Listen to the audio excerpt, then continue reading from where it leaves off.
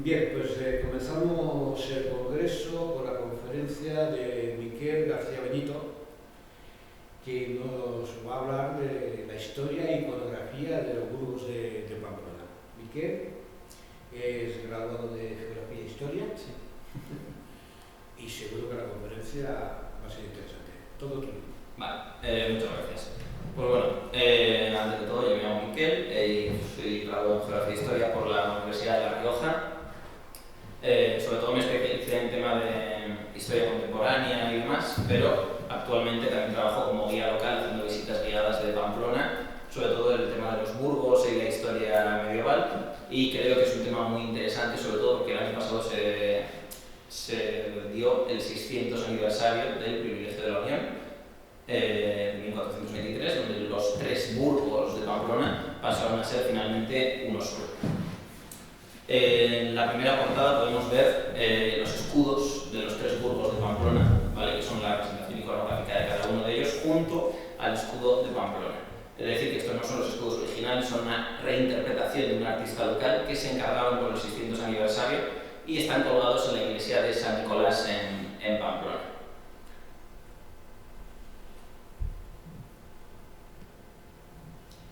Le he querido dar un enfoque un poco especial, ya que el tema iconográfico de los burgos no está muy bien explicado, pero sí que me parece interesante poder explicar cada burgo, su identidad propia, su relación de cada uno de los burgos entre ellos, y aparte de ello, un poco datos de iconografía de estos burgos, ¿vale? Porque cada cual es una ciudad, al final, prácticamente diferente la una de la otra, entonces cada uno tiene unas diferencias muy marcadas, ¿vale? Estos tres burgos, que en realidad no son tres burgos, porque burgo, solo la definición de burgo la cumple el burgo de Saint-Cernin, el francés, el franco, sería la Navarrería, que tiene la consideración de ciudad de la Navarrería. Luego tenemos el burgo de Saint-Cernin, que es el que tiene de verdad consideración de burgo, y por última instancia tenemos la población de San Nicolás, que es el más pequeño de los tres y el último que llegó a formarse. Voy a hablar un poco de cada uno de ellos. Luego voy a hablar del privilegio de la Unión, que fue un hecho que marcó la historia de la ciudad. Pero antes de ello hay que hacer una pequeña introducción histórica del poblamiento de la zona de Pamplona.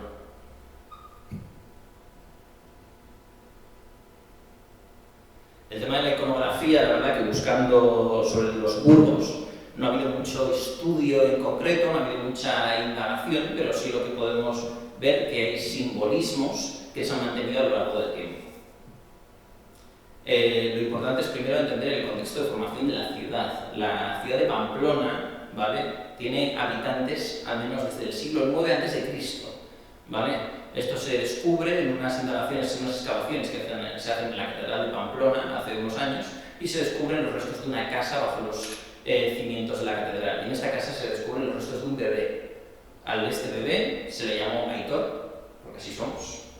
Y se hicieron las pruebas del carbono 14 y se descubrió que es del siglo IX a.C. Entonces, por lo menos, la población de Pamplona tiene habitantes desde esa época, o sea que somos tan antiguos como Roma. Ahí está. Estas gentes se van a colocar principalmente en lo que es hoy la catedral, ¿vale? Porque es una colina que se sitúa justo encima del río Arga, era muy fácil de defender contra los enemigos y era la zona más llana y más fácil de asentar, ¿vale?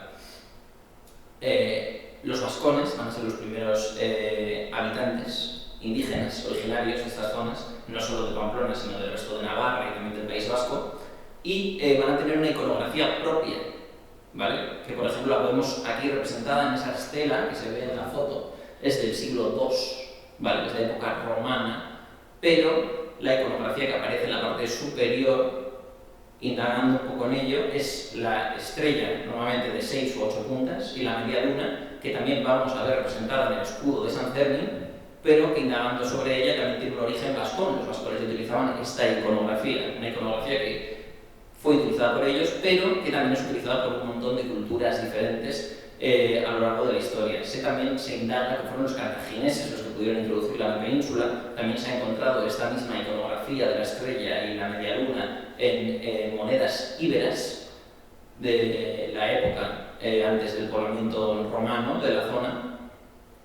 y lo que viene a representar sería principalmente, según las indagaciones, esta estrella es Venus y la media luna es una protección que es el paraíso, ¿vale? Y lo interesante es que siglo II ya tenemos esta iconografía representada en esta estela mortuoria de la época romana, donde además se pone los primeros 4 nombres registrados de mujeres en la historia de Pamplona.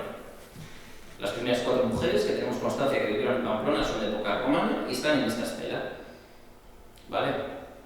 Se encontró originalmente en la Navarrería, donde se cree que había una necrópolis romana, y luego, pues, esta es una copia, es una recreación del que se hizo en 2014 y se puso por el Ayuntamiento de Pamplona en la plaza de Santa María la Real, donde está el baluarte de la Virgen. Esto es para hacernos una idea de cómo vamos a tener distribuidos los burgos de Pamplona.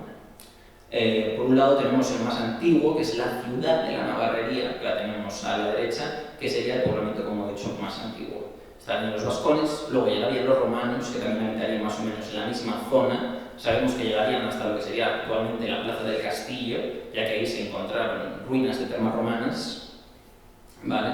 Estas termas romanas, como en Pamplona nos gusta mucho, cuando encontramos algo antiguo hacemos un parking. Entonces hay un parking, en vez de poder ver las termas romanas. Tenemos el Opel Corsa y al lado la terma romana. Nos gustan estas cosas. En fin. Después de los romanos, con Pompeyo, perderían su integridad y acabarían siendo arrasados por los pueblos bárbaros. La ciudad romana de Pamplona, a partir del siglo III después de Cristo, va a perder su importancia y va a ir decayendo, va a ir degenerando. Pasarán también por ahí pueblos bárbaros, como son los visigodos, ¿vale? Los visigodos también se van a asentar en la ciudad de Pamplona, y también los musulmanes.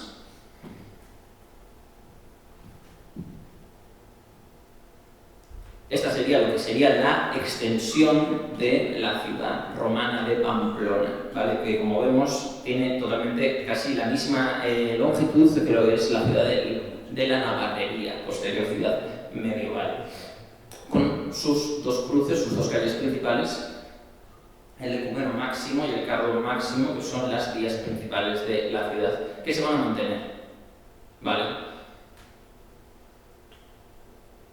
Y luego esto es una comparación con la época visigoda y musulmana. Vemos que la población sigue estando prácticamente en la misma zona, en lo que es la Navarrería, y no sale de ahí prácticamente.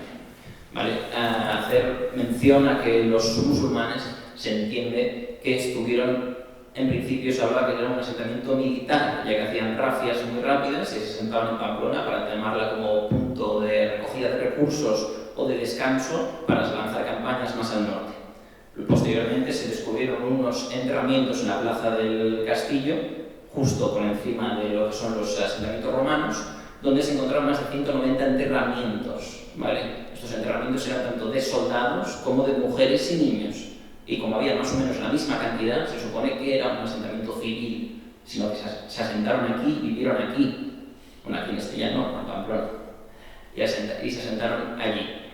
Es más, le cambiarían la ciudad, el nombre de la ciudad, como lo veis ahí, y pondrán Bambaluna. Bambaluna es el nombre musulmán que se le dio a la ciudad de Pamplona. La ciudad de Al-Ándalus, como veis ahí en la definición, entre las altas montañas y valles profundos, está poco favorecida por la naturaleza, sus habitantes son pobres, no comen suficiente y se dedican al bandillaje. La mayoría hablan vasco, lo cual les hace incomprensibles. Sus caballos tienen unas pezuñas muy duras por la aspereza de su comarca. Hay gentes en este país que viven en el norte, a orillas del Atlántico. Pues nos definen un poco así, a lo que es el pueblo vascón. Esto vamos a verlo luego posteriormente, que se va a seguir esta definición de los vascones y de los navarros, va a continuar incluso en el Códice Calistino, en el Camino de Santiago.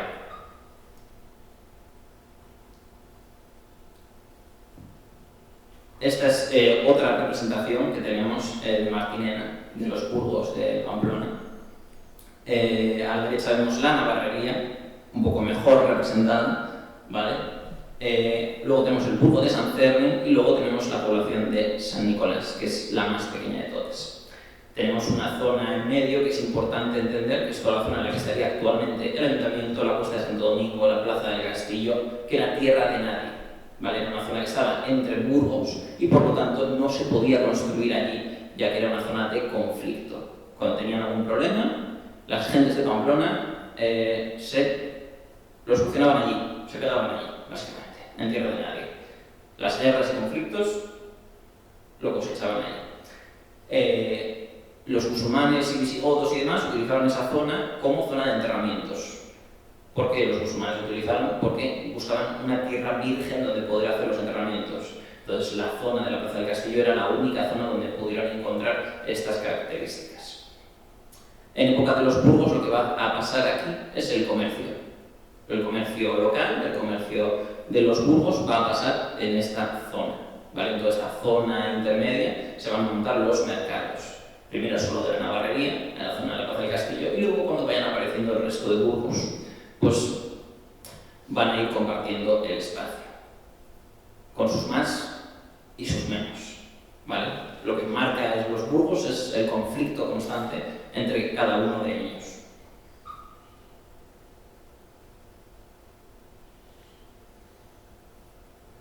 La ciudad de la Navarrería. Aquí tenemos la ciudad de la Navarrería con el escudo de la ciudad de la Navarrería, que lo vemos ahí arriba a la derecha, que es Santa María la Real, que es la Virgen, ¿vale? De la Catedral de Pamplona. La ciudad de la Navarrería es, como he dicho, es la zona originaria donde todos los pueblos que han pasado por Pamplona han habitado. Y les empezó a llamar Navarrería poco después a mitades del siglo X, cuando tenemos a Sancho el Mayor haciendo razias, haciendo conquistas, y consiguió dar una cierta estabilidad al reino y ampliar el reino y poder librarse del control musulmán. Y gracias a esta campaña que hizo Sancho el Mayor, lo que se consiguió fue una estabilidad en Pamplona para reconstruir la catedral, una iglesia que va a ir con las corrientes más modernas de la época, que es obra principalmente de Pedro de Roda, que era el obispo por aquel entonces.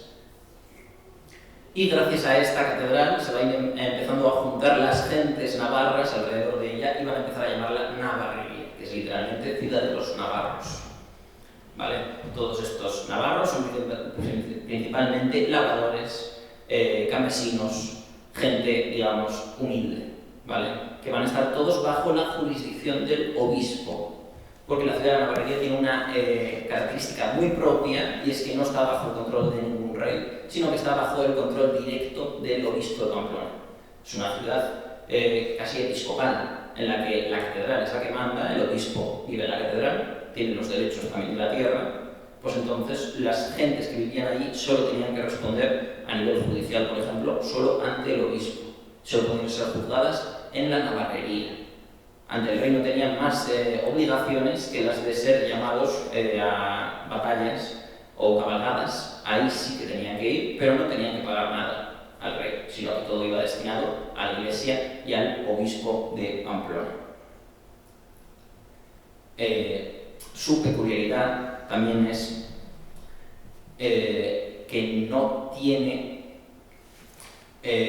un nivel económico muy elevado, entonces no encontramos mucho comerciante, no encontramos labradores, o sea, solo labradores, campesinos. Entonces aquí hay una decadencia a nivel sociocultural en la que hay un control total del poder y el conocimiento por parte de la iglesia. Entonces los campesinos y los navarros que viven allí están, digamos, muy limitados en sus posibilidades, ya que cualquier cosa que tuviesen que hacer tenían que pagar un impuesto, tenían que pagar unas concesiones a la catedral. Por ejemplo, si tenían que utilizar hornos para hacer pan, tenían que alquilar los hornos que había en el Palacio Episcopal para poder hacer pan. Cualquier cosa que hiciesen, estaban totalmente ligados al obispo de la Navarrería.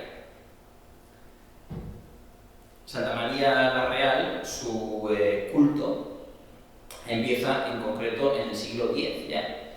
Cuando los jimenos lo introducen como le entregan Pamplona a Santa María la Real, a que sea la patrona, a que sea la protectora de la ciudad. Entonces, desde entonces se empieza a hacer ya un culto a Santa María la Real, se quiso hacer donaciones a Santa María la Real, no solo por parte de estos reyes, sino también del obispo y de otros obispos cercanos. Y es gracias también a Pedro de Roda que empieza a conseguir esta catedral de Pamplona un prestigio, ya que este señor lo que tenía eran unos contactos muy fuertes con otras catedrales, otros obispos alrededor de España y también de Francia. Por ejemplo, con Toulouse, por ejemplo, con Santiago de Compostela. Él va a tener siempre, con Cluny también, va a tener siempre unas relaciones muy buenas, entonces le va a dar un poder para poder reforzar el culto a Santa María la Real. ¿Vale? Santa María la Real es la Real no actualmente, o sea, no en aquella época. En aquella época era solo Santa María de Pamplona o Santa María. No es coronada hasta mucho después, hasta prácticamente el siglo XVII, no es coronada como Santa María la Real, se le pone la corona. Pero el problema de la navarrería es que está totalmente despoblada. No tiene unos privilegios para hacer que la gente se quede. Hay muchos que se van y otros que tienen unas condiciones de vida bastante precarias. El obispo quiere ampliar y gracias a esto va a empezar la campaña para construir un nuevo burgo. Este nuevo burgo va a ser el burgo de Sancerre. Pero luego explicaré el burgo de Sancerre. La guerra de la navarrería. Esto es importante también entender en el contexto del burgo de la navarrería, ya que es el fruto de tensiones entre los tres burgos, entre la ciudad de la navarrería, el San Fermín y San Nicolás. ¿Por qué? Porque había unos que tenían los privilegios que los otros no. Tan sencillo como eso. Que principalmente el fruto de esta discordancia es el Foro de la Jaca. ¿Vale? El Foro de la Jaca es entregado en primera instancia a Estella, en Navarra, ¿vale? En 1090. Es la primera localidad de Navarra que tiene este fuero, es Estella.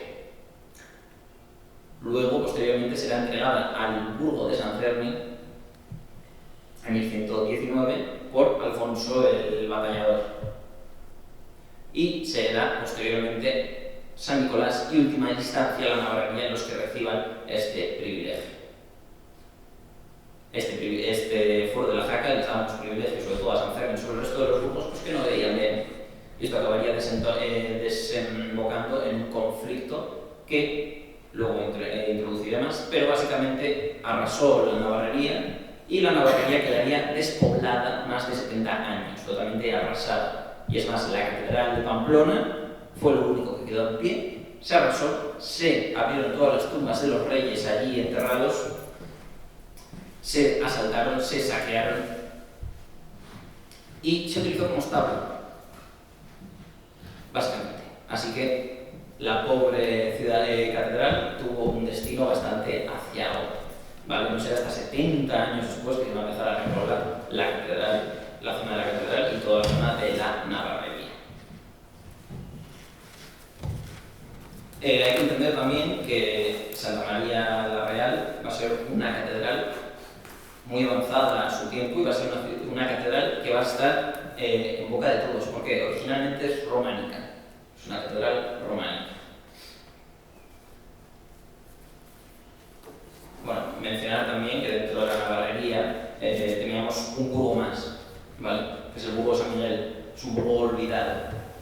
Este burgo no se sabe exactamente dónde se colocaba, es este que tenemos a la izquierda. Estaba en el extremo, donde estaría hoy el archivo, la zona del archivo y demás.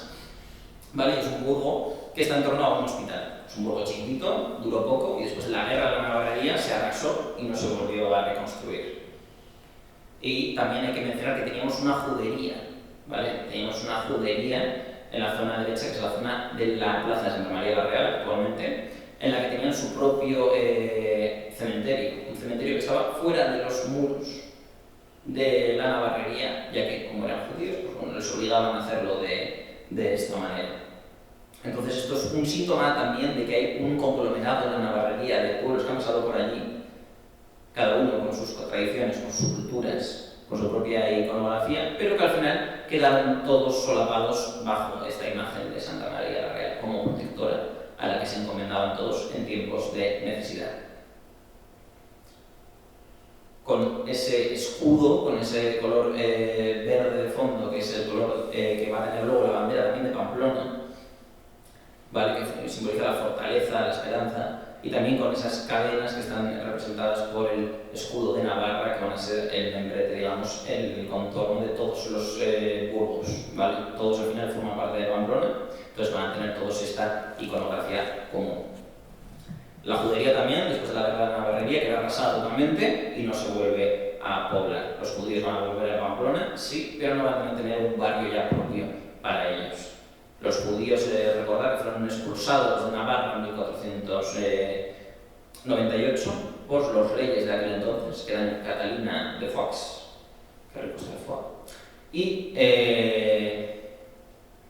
y Joan d'Albret, ¿vale?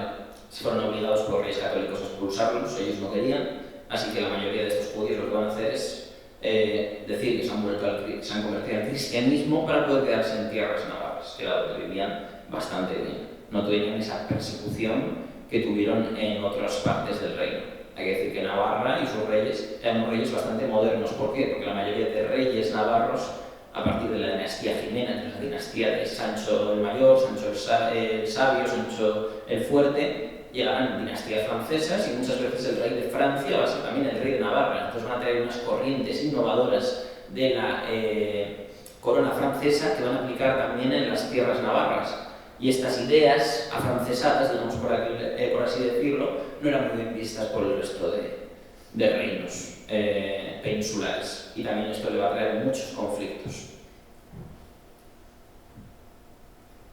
Volviendo a la catedral, como bien he dicho, en origen, en el siglo X-XI, se construye románica, totalmente románica.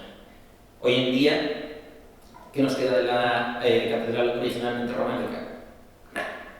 O sea, por desgracia nos queda más que una pequeña sala que aún mantiene el aspecto románico, pero el resto ha sufrido muchas modificaciones a lo largo de la historia. Se dice por muchas gentes que es el icono más importante de la ciudad de Pamplona a nivel cultural y artístico. Yo discrepo, me parece muy bonita. El claustro gótico, la verdad que son los mejores claustros góticos conservados y también muy venerados por parte en la península, en toda España, pero yo creo que el Palacio de Olite, si lo tuviésemos como estaba en su día, le ganaría, lo que pasa es que también está totalmente reconstruido. La fachada románica se conservó bastante, se conservó hasta el siglo XVIII. En 1783 se reconvierte a neoclásica, que es la que tenemos ahí, que es preciosa. No, es mentira, no me gusta nada, la verdad, la fachada neoclásica de la catedral. Creo que le quita un poco ese aspecto gótico que tiene el resto de la catedral, pero bueno, fue hecha por un señor llamado Ventura Rodríguez, que yo siempre digo menuda aventura que se pegó para hacer esta fachada, pero bueno, tiene ese aspecto neoclásico con esas dos torres, y es lo que tenemos. Como curiosidad, en una de las torres, en la de la izquierda, tenemos la campana María, que es la primera campana más grande de España en uso. Porque la más grande que no está en uso es la de Toledo, que es la gorda, ¿vale? Pesa más de 10 toneladas la campana María. Aún suena cuando hay algún pronunciamiento, algún acto episcopal o el nuevo obispo o alguien de la iglesia es nombrado, se hace una ceremonia y aún suena la campana María que retona entre toda la ciudad de Pamplona, nadie se queda sin escucharla, al menos en el casco viejo. Luego a la derecha tenemos la representación de Santa María la Real, que originalmente no tiene ni la corona, ni el niño, ni la silla. Entonces estos son añadidos que se hacen a partir del siglo XVI. Originalmente es del siglo XI y sería solo lo que es la figura de María, que está mucho menos decorada y mucho menos policromada, es mucho más simple, como buena estatua románica. Luego con el tiempo pues, se ha mantenido, se ha ido restaurando y se ha ido dando otro aspecto, digamos, importante. Y luego ahí tengo una foto del querido claustro de la catedral que a mí me encanta. Consejo, se puede entrar, pero en Semana Santa se puede entrar porque hacen una ceremonia en la que de noche se entra por el claustro de penitencia. Entonces dejan que a la gente entrar, entonces podéis ir acompañando a la comitiva de noche, van con luces y demás. Es un aspecto diferente al que puedes entrar de día normalmente en la catedral de Pamplona. Voy a mencionar también brevemente a este señor que es el obispo de Barbazán, que tenemos ahí la capilla barbazana, que es otro icono de la catedral y otro icono de Pamplona. Este señor obispo Barbazán llegó justo después de la guerra de la Navarrería, lo mandaron de Francia y tuvo una idea maravillosa que fue entregar de nuevo el control de la ciudad al rey, ya que hasta entonces era el obispo el que mandaba en la ciudad. Pues para que le dejasen reconstruir la Navarrería, él hizo un trato con el rey, de aquel entonces que era Felipe II de Francia, y le devolvió el control de la ciudad a cambio de poder reconstruir la Navarrería. Y aparte de eso le dio total libertad para hacer sus reformas y todo lo que él quisiera, a cambio de una renta. Y aparte de ello también pudo conservar todos los bienes inmuebles de la catedral y de la iglesia de Pamplona. O sea que el trato no le salió nada mal. Gracias a este señor, 70 años después de la guerra de Navarrería, se va a volver a habitar en la Navarrería y se va a volver a reconstruir.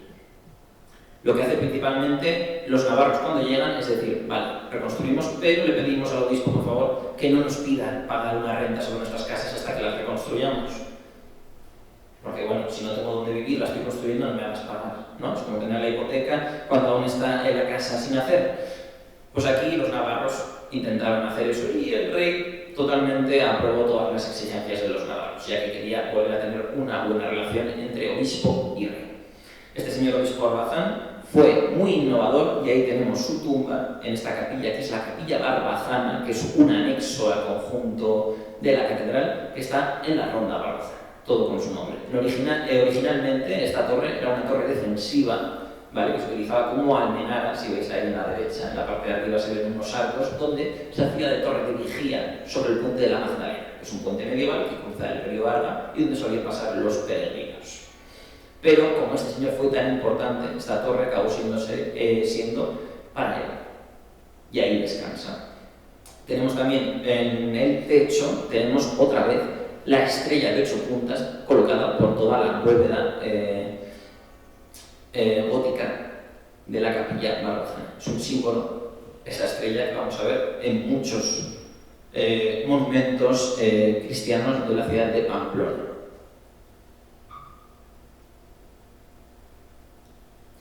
O tenemos el burgo de San Fermín, que es el burgo que tiene más, digamos, contenido o el que tiene más discrepancias. Tiene un poco de todo el burgo de San Fermín. Como vemos, tiene su iconografía, que es el escudo, que tenemos otra vez esa estrella de 8 puntas con la media luna, que como vemos es un símbolo en origen que ya se utilizaba desde la época de los vascones, desde la prehistoria, y que se ha ido adaptando y ha terminado siendo un símbolo más cristiano utilizado como representación de protección, veneración a la Virgen y demás. Pero en origen sigue siendo prehistórico prácticamente, sino que se ha ido adaptando, se ha ido absorbiendo, porque al final todos estos iconos vascones, por ejemplo, o prehistóricos, se han ido evolucionando a lo largo del tiempo, pero lo que hacían los vascones era convivir con todas las culturas y al final fueron intercambiando y al final fueron adoptando el mismo tipo de iconografía. El vascón va a tener una cultura que va a mantener, por ejemplo, como es la lengua, el euskera, pero va a convivir tanto con romanos, visigodos, musulmanes, nunca va a real y siempre se va a adaptar a los tiempos. Eran gente, pues bueno, muy apañada, ¿no? Y hasta aquí, y si no, seguramente no hubiésemos conservado la cultura vasca que tenemos hoy en día, tanto en Navarra como en el País Vasco. O sea que tenemos que dar esas gracias. Este burgo de San Fermín surge, como he dicho, con una necesidad de repoblación de la ciudad, de que la Navarría estaba quedando bastante desfasada. Entonces, aquí hay una iniciativa principal del obispo Pedro de Roda por hacer una nueva población que en este caso va a tener una peculiaridad sobre todas las demás. Está exclusivamente formada por francos, solo extranjeros, no hay navarros. ¿Por qué? Por el Camino de Santiago principalmente. El Camino de Santiago no se puede dejar de mencionar, ya que es muy importante no solo en Pamplona, sino en Estella y en toda Navarra, en todas las partes por las que pasa el Camino de Santiago en Navarra. Es sin duda una clave para las repoblaciones que se hicieron, las villas que se crearon. Por ejemplo, Estella en 1090, cuando se le da el fuero de la Jaca, son francos prácticamente todos los que se instalan aquí. Y en ese fuero se dice que no se pueden instalar nuevas personas, aunque sean navarras, nadie, sin la aprobación de todos los pobladores originales y de los francos. O sea que era prácticamente una villa franca. Y Sant Fermín no va a ser menos, va a ser totalmente franca de este pueblo francés y va a tener este fuero de la Jaca el primero de todos en los tres burgos. Y también va a tener esta exclusividad de que solo puedan habitar francos. No va a dejarse a ningún navarro que pueda habitar el burgo de Sant Fermín. Esto es algo bastante chocante, ya que lo que querían hacer era crear un burgo totalmente exclusivo, totalmente independiente y con una identificación muy diferenciada de la navarrería. ¿Por qué? Pues porque el rey necesitaba un burgo que estuviese más de su lado que el de la navarrería, que estaba totalmente a favor del obispo. Entonces quería un pueblo diferente, totalmente diferente, que tiene sus propias reglas y va a ser su burgo, el burgo del rey, al que más va a favorecer los reyes a lo largo de la historia del reino de Navarra, porque al final eran los que traían también el dinero. Todos estos francos son principalmente comerciantes, cambistas, que se van a dedicar a comerciar con la gente del Camino de Santiago. Es más, el Camino de Santiago pasa directamente, con la reforma de Sancho el Mayor, por la calle mayor de Pamplona, que está en el burgo de Sant Fermín, que como curiosidad es la única calle de Pamplona que guarda su nombre desde el siglo XII. Fue calle mayor en el siglo XII y sigue siendo calle mayor a día de hoy. Hoy en día tenemos centro de interpretación del Camino de Santiago y demás en esta calle. En la guerra de la navarrería, ellos son los que se oponen a la navarrería. Ellos hacen una alianza con San Nicolás en contra de la navarrería. Porque la navarrería lo que estaba era un poco harta de estos privilegios que tenía el burgo de los francos sobre ellos. Cuando les dan el fuero de la Jaca al final de toda la navarrería, son ahora los francos los que están en contra porque les han quitado su privilegio exclusivo. Y es más, han empezado a dejarles construir en esa área que había inexplorada de la Cuesta de Santo Domingo y demás, que era una explanada que separaba Sant Fermín de Navarrería. Entonces ahí les dejan empezar a construir. Entonces los francos están totalmente enfadados con el rey por esta medida. Y es más, Navarrería va a empezar a construir armas de guerra que van a apuntar al burgo de Sant Fermín. Y cuando el rey les dice, oye, por favor, quitar estas máquinas de guerra, la navarrería dice, no. Entonces la guerra al final se cocinó a fuego lento. Sancho el Mayor lo intentó parar varias veces, intentando que conciliasen todos derechos propios, que intentó incluso unificarlos en alguna ocasión, pero al final cada uno tenía una identidad tan propia que era casi imposible. Entonces esto pasa cuando Enrique, el rey de Navarra y de Francia, muere. Queda su viuda con la descendiente, la heredera que tiene solo 2 años, que es la reina Niña. Entonces ella va a acabar huyendo a Francia con su hija, pidiendo ayuda a su hermano, el rey de Francia, Felipe III, que va a enviar una tropa francesa a Navarra, a Pamplona. Los de la navarrería, por su lado, se van a aliar con los castellanos para intentar contrarrestar esto. ¿Qué pasó? Pues muy sencillo. Los navarros resistieron lo que pudieron, pero cuando vieron que los castellanos no iban a llegar, los líderes de la navarrería hicieron una fiesta diciendo, que ya llegan los castellanos, no os preocupéis. Y cuando era de noche y estaban todos durmiendo la mona, se escaparon por la puerta de atrás los líderes de la navarrería y los pobres navarros se quedaron solos ante la llegada de las tropas francesas, que los pillaron, arrasaron todo, incluida la catedral, y como ya os he dicho, pues se destruyó por completo la nave. Aquí tenemos los caminos de Santiago que pasan por Navarra con varias modificaciones, ¿vale? Por un lado tenemos la línea roja, que es la que conocemos hoy en día, la ruta jacobea que conocemos hoy en día, que pasa por Navarra, pero en su origen pasaba por la que vemos morada, que es la ruta que luego modificó Sancho el Mayor para acabar teniendo la ruta roja, que es la que tenemos hoy en día. ¿Por qué esto? Porque en origen las rutas eran bastante inseguras, porque se utilizaban. Tenemos que tener en cuenta que los viajes en la Edad Media eran una aventura espectacular. Tú salías de tu casa y a ver si llegabas luego a la vuelta. Porque no es como en época romana, que tenemos calzadas, tenemos seguridad, tenemos buena comunicación. No tiene nada que ver con eso. En época medieval, los mayores viajes se van a dar son los de peregrinación, y en este caso con los restos encontrados supuestamente de Santiago en Compostela. Digo supuestamente porque pues, estas cosas sabemos que cogerlas con pinzas, pero bueno, con los restos encontrados de Santiago en Compostela se creó esta ruta de peregrinación que va a ser pues una de las más importantes. Hay que ver que hoy en día seguimos teniendo un volumen espectacular de peregrinos en aquella época, sobre todo en busca de contemplar un poder sobrenatural, que eran los restos del santo, para pedir perdón o para pedir ayuda. Y hoy en día es más una ruta cultural, digamos, no guarda tanto ese contenido religioso, pero se mantiene. Y por lo dicho, el camino nuevo que se va a tomar, Pamplona, Estella y demás, es lo que va a favorecer esta repoblación de francos, esta repoblación de gentes comerciantes y la formación de muchas villas en Navarra, y bueno, en toda España, pero en Navarra en concreto, que es lo que nos interesa.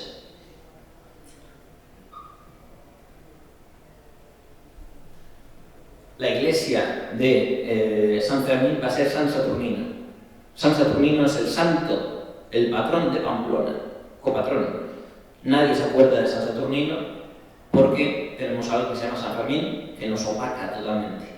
Pero San Saturnino se empieza su culto y se construye su iglesia gracias al señor Pedro de Roda. El señor Pedro de Roda, este obispo, era practicante y fiel devoto de San Saturnino, que se considera el primero que evangelizó en las tierras de Navarra, ¿vale? Se supone que es el primero que empezó a evangelizar. Incluso tenemos a la salida de la iglesia de San Saturnino un pozo donde hay una placa que pone: de estas aguas cogía San Saturnino para bautizar a los navarros. ¿Cierto? ¿No cierto? Vamos a decir que es cierto. Si dice que se bautizó a más de 50.000 personas, eso vamos a decir que igual es menos cierto. No sé quién lo contó, pero alguien lo contó. Pero lo importante es que también se cuenta que entre estas gentes que bautizó había una familia de origen romano, entre la que estaba un señor llamado Fermín, que este Fermín va a ser San Fermín. ¿Cierto? ¿No cierto? Pues bueno, como todas estas cosas hay que cogerlas con pinzas, pero es lo que contamos. La iglesia de San Saturnino que veis ahí, lo importante es que va a ser la fortaleza, ¿vale? Porque va a estar en el límite del burgo de San Fermín y va a tener esas torres de carácter defensivo. Esta es una torre ya moderna, ¿vale? Remodelada, pero en su origen eran torres con almenares, ¿vale? Ya que las iglesias eran la construcción más fuerte de cada burgo, de cada población, de cada ciudad. Era la que utilizaban para refugiarse en tiempos de guerra, era también la que utilizaban para defenderse, para vigilar, y siempre estaban normalmente en el límite de las murallas. A la derecha tenemos la representación de nuestro querido San Saturnino, ¿vale? Que es una talla también románica que mantenemos hoy en día. La iglesia de San Saturnino también ha recibido varias modificaciones, ya que por conflictos y demás también ha tenido caídas, destrucciones, como todas las iglesias de Pamplona prácticamente, en origen también románica, y ahora tiene una mezcla entre remodelaciones pues más bien gótica, pero también tiene un retablo barroco.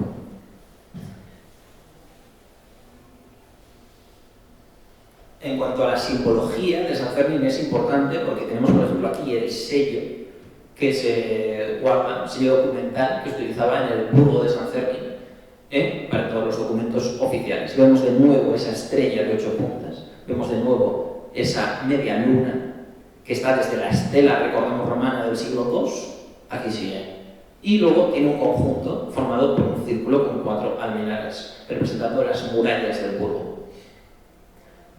Este sello se va a mantener hasta el privilegio de la Unión, evidentemente. Pero lo que me interesa es ver que esta simbología de origen tan antiguo hoy en día está muy extendida, y ha sido muy extendida no solo en España, sino en otros lugares. Por ejemplo, tenemos aquí, a la derecha del todo, bueno, Estella, no podía faltar Estella con su estrella, pero es la misma estrella. es la misma estrella de 8 puntas, la misma estrella que se dedica a Venus en época vascona y ahora pues bueno, a la protección. Luego tenemos el escudo de Lumière, que tenemos la misma media luna y la misma estrella. Y luego tenemos, por ejemplo, el escudo de Villaba, que es una villa de estas originarias que se fueron formando gracias al Camino de Santiago y que tiene el privilegio de la jaca antes que la navarrería y que San Nicolás, que tiene por un lado a la izquierda el escudo de Navarra y por otro lado a la derecha tenemos el mismo escudo que tiene San Cerni, que es de nuevo la media luna y la estrella de 8 puntas bajo el fondo azul. Fondo azul que significa regio, fondo de fortaleza, de gobernar.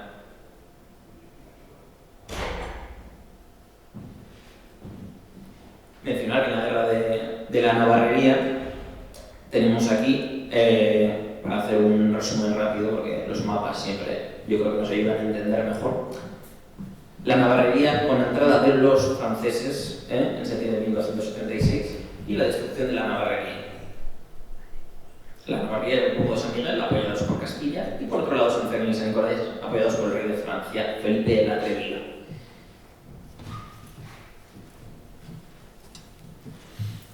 Y luego nos queda la población de San Nicolás. Tenemos su escudo, que de nuevo tenemos una fácil explicación. Tenemos San Nicolás, pero ¿por qué se representa a San Nicolás con un barco?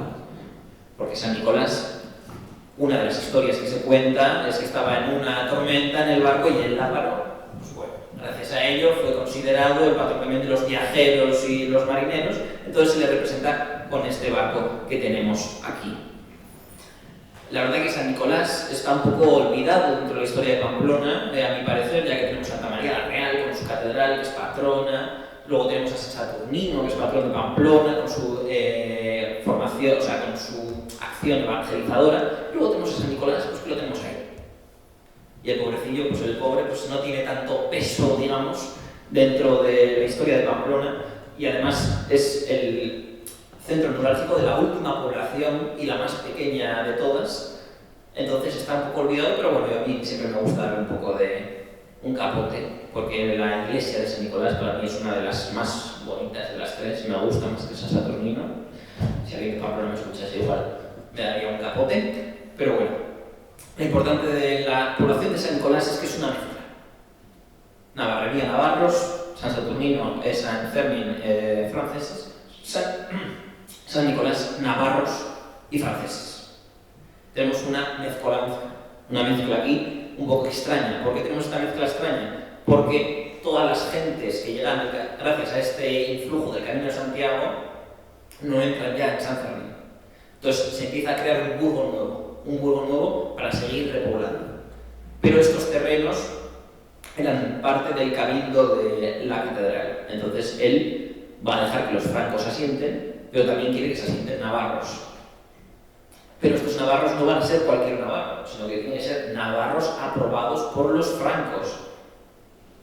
No cualquier navarro puede entrar en San Nicolás. Así que vamos a tener unos navarros muy exclusivos. Pero estos navarros muy exclusivos también van a ser como ciudadanos de segunda dentro de la población de San Nicolás, ya que si tenían cualquier problema judicial, nunca les iban a citar como testigos, ni como jurado, ni ninguna de estas cosas. Van a poder vivir allí, pero poco más. Lo que sí que van a hacer es privilegiarse, favorecerse del privilegio que tenía el fuero de la jaca. Son los segundos en darle el privilegio de la jaca, 1177, poco después de la formación del burgo, de la población, perdón, y siempre van a tener este conflicto constante con San Fermín, ya que están pegados literalmente el uno al otro. Es más, se les prohibió construir casas de piedra en el límite que hacía con San Fermín en la parte norte, porque decían que era fortaleza eso y no lo podían permitir. Siempre San Fermín era el favorecido. En cambio, San Fermín podía construir armas, podía construir casas de piedra en los límites, podía construir lo que sea. En cambio, San Nicolás, el pobre, pues no podía. Entonces, por eso os digo que son un poco los peor favorecidos. Es más, en un conflicto que tenemos entre San Fermín y San Nicolás en 1222, por estas racias que tienen constantes entre los privilegios de uno y otros. Hay un conflicto armado en el que las gentes de San Nicolás van a acabar refugiándose en su iglesia para huir del conflicto y los de San Fermín van a quemar la iglesia con ellos dentro. Así se las gasta. Y gracias a esto tenemos una remodelación total de lo que era la iglesia de San Nicolás, que no la tendríamos de no ser por aquel conflicto, sino que con el tiempo también se ha ido modificando más. Aquí tengo mi querida iglesia de San Nicolás, preciosa ella. Es el símbolo de su población, igual que San Saturnino de San Fermín y la catedral de Navarrería. Es la que es más fortaleza de las tres. Se construye prácticamente como un castillo. Vemos ese aspecto que tiene hoy en día, que está hecho por remodelaciones, pero vemos que tiene almenaras. Es un castillo, literalmente, un castillo. Está en el límite de la muralla de la población de San Nicolás y va a tener ese carácter defensivo. La pobre, cuando tiene este conflicto con San Fermín, queda totalmente derruida. En origen es románica, como todas las iglesias de la ciudad, y luego con la reconstrucción se hace una remodelación, digamos, pero se intenta mantener el aspecto románico. Si la vemos por dentro, es un aspecto bastante pulcro, no tiene mucha ostentación, es bastante sereno. Intenta mantener el aspecto original, aunque he de decir que estas remodelaciones son bastante nuevas, son del siglo XIX, las últimas renovaciones que tiene la iglesia, ya que tuvo más caídas, tuvo más incendios, tuvo más destrucciones. Por desgracia, al ser fortaleza y tener tanto conflicto entre burgos, pues es lo que tocaba, ¿no? Un poco problemas de aquella época.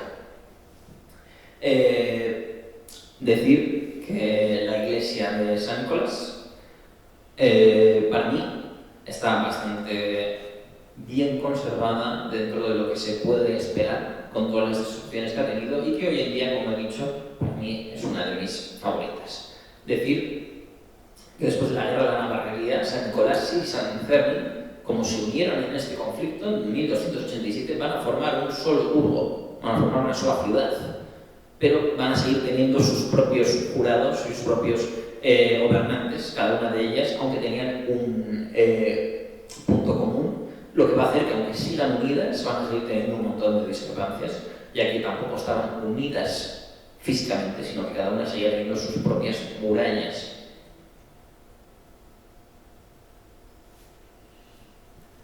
Y llegamos a lo que pone fin a esta época de conflictos, y siglos de conflictos, que es el privilegio de la Unión. Tenemos ahí el membrete del privilegio de la Unión, que se puso en el documento original, en el que se le entrega el 8 de septiembre de 1423 el escudo de Pamplona, el escudo que va a unificar a los tres.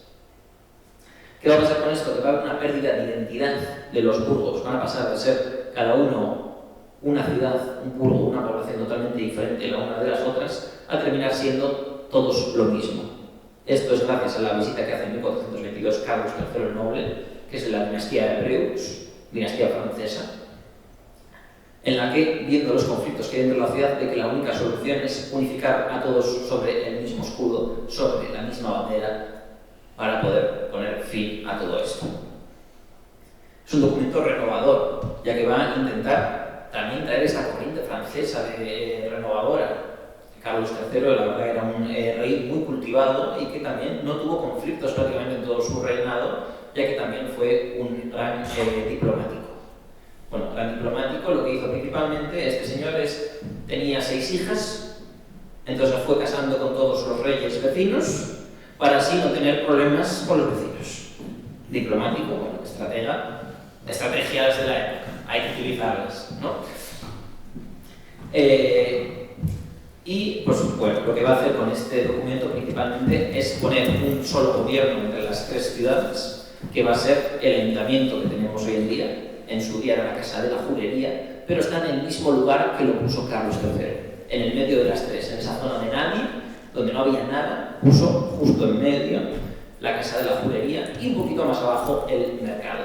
Va a haber 10 jurados que se van a encargar de gobernar la ciudad. 5 van a ser de San Fermín, por lo que sea, 3 van a ser de San Nicolás y 2 van a ser de la Navarrería. También habrá un alcalde elegido cada año que será el encargado de elegirlo entre 3 candidatos, el propio rey. Pero también lo que se hace es tirar las murallas interiores que separaban a los 3 y finalmente se hace un conjunto amurallado que reúna a todos bajo las mismas murallas. Esto de tirar murallas, en Pamplona no decimos que tiramos murallas, remodelamos. Esas piedras luego se usan para otras cosas, porque así somos.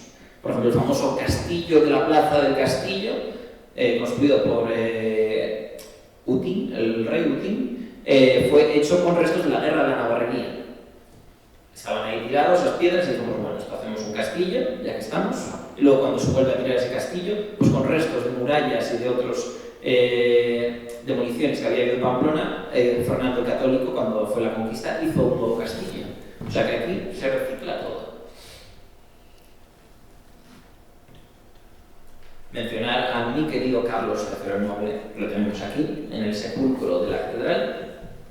Es los únicos restos reales que tenemos en la catedral. Son los suyos y los de Leonor de Trastámara. ¿Por qué?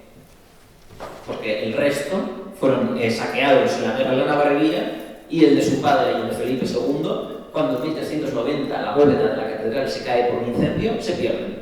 Entonces, el único resto real de reyes que tenemos en todo Pamplona, en la catedral, es nuestro señor Carlos III y Leonor de Trastámara. Es decir, que Leonor de Trastámara fue una mujer muy innovadora para su época, ya que cuando la casan con Carlos III, uno de los, cuando va a Pamplona, sale de la corte de Castilla, dice, ¿esta corte qué es? Yo me vuelvo a Castilla. Y se fue a Castilla 7 años. A Carlos III lo coronan a él solo en la catedral de Pamplona en 1390. Leonor no estaba. Leonor le dijo a Carlos que para volver le tenía que hacer un palacio a la altura de una reina, que terminó siendo el Palacio de Olite, y también que aboliese la ley sálica, algo que aquí en España ha costado tanto. En Navarra se hizo en el siglo XIV. No está mal. Bastante innovadora la señora Leonor. ¿Por qué? Porque tenía todo hijas. Tenía 8 hijos, 2 varones que murieron muy jóvenes los dos, uno en el parto y otro con 8 años, y el resto eran 6 hijas. Entonces dice, para que se le quede el reino cualquiera, que se lo quede una de mis hijas.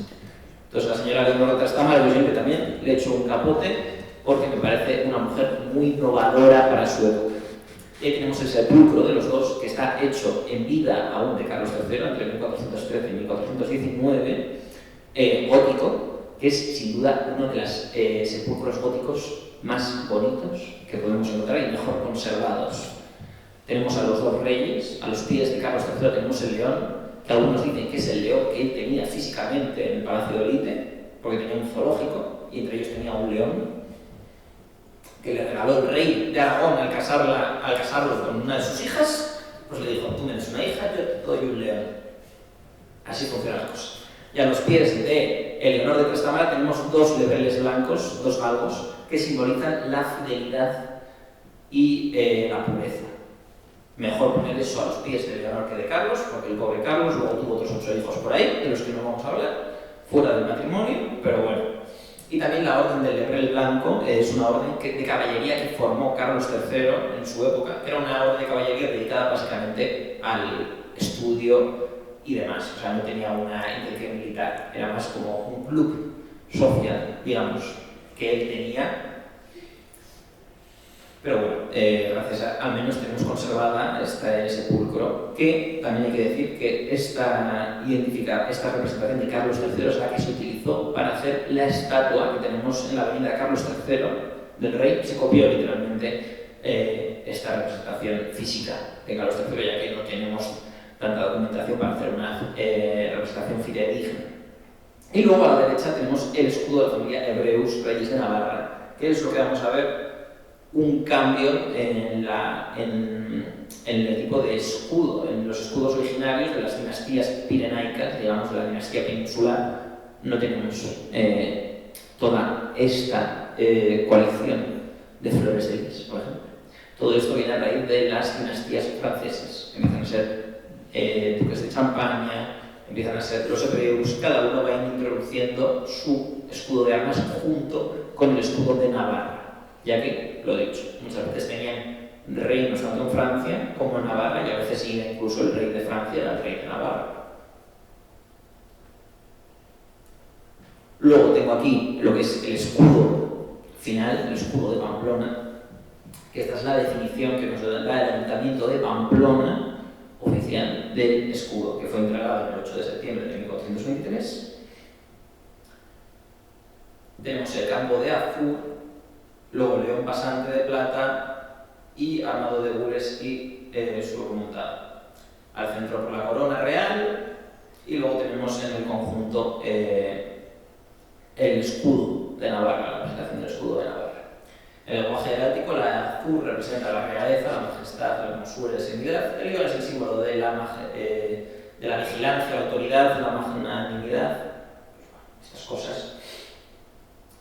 Luego la corona, el símbolo del poder regio, evidentemente. Y luego el escudo de Navarra coronando. Este es el escudo que va a terminar siendo la representación de los tres burgos. Cada uno va a perder su iconografía y su identidad bastante a lo largo del tiempo.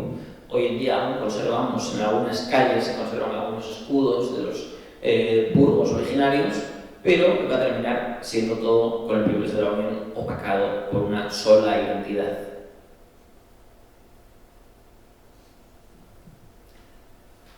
Como conclusión, quiero decir que lo que yo he podido indagar, la iconografía no está muy estudiada de los burgos, lo que sí que nos podemos sacar son varias conclusiones. Una de ellas es que es una iconografía finalmente muy ligada a la identidad cristiana de los burgos, pero que tiene y bebe de una iconografía pasada, sobre todo en la navarrería, como hemos visto, de todos los pueblos que han pasado por la ciudad, porque tenemos una mezcla de iconografía y de cultura vascona, visigoda, romana, musulmana, judía.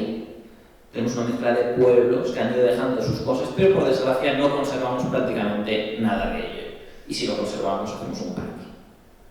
Entonces, pues bueno, son nuestras costumbres, hay que respetarlas. Eso es lo que me gusta decir a mí en las visitas. También decir que al final lo importante aquí es que hay que entender que aunque estuviesen tan cerca en el espacio geográfico, cada burgo, cada ciudad, cada población va a ser una identidad muy propia y van a tener una marcada sociedad, cada una de ellas, que es lo que les va a hacer lo que son y lo que va a hacer que estén siempre en conflicto hasta que llega el privilegio de la Unión. Y esta identidad poco a poco se fue perdiendo, pero es lo que les ha dado a cada uno la importancia que han tenido a lo largo de la historia. Y también decir que es un tema que no está muy estudiado, no tiene mucha profundidad, pero que yo creo que con el tiempo es interesante y que habría que profundizar más en la iconografía. Lo que pasa es que, como he dicho, se ha ido perdiendo bastante de la iconografía, sobre todo de los burgos, a raíz de remodelaciones, reconstrucciones y demás. Se ha quedado más lo moderno que lo antiguo. No tenemos mucho más allá del escudo de Pamplona y los escudos de los tres burgos, la estela esta que se encontró por casualidad, pero creo que sigue siendo algo interesante y algo que hay que profundizar.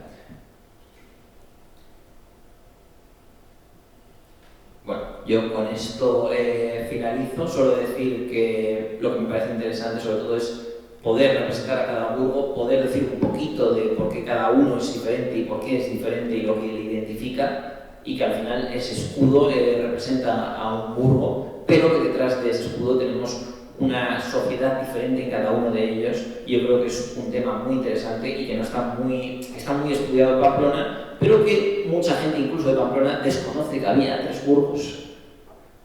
Entonces me parece que es algo que hay que seguir remarcando y que nos hace muy únicos en diferencia de muchas ciudades y de muchas ciudades medievales. Así que con esto ha sido un placer y se fin.